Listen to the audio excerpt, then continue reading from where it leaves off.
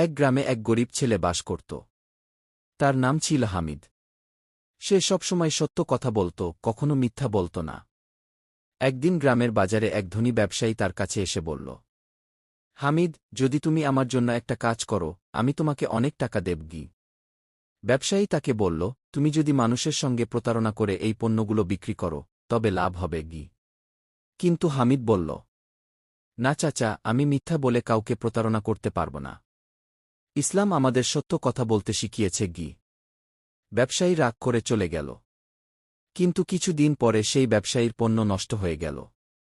তখন সবাই বলল, হামিদ সবসময় সত্য কথা বলে, ওর কাছ থেকেই আমরা জিনিস কিনবগু।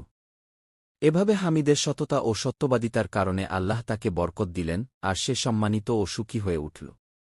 শিক্ষা: সত্যবাদী মানুষকে আল্লাহ সর্বদা সাহায্য করেন, আর মিথ্যা ও প্রতারণা শেষ পর্যন্ত ক্ষতির কারণ হয়।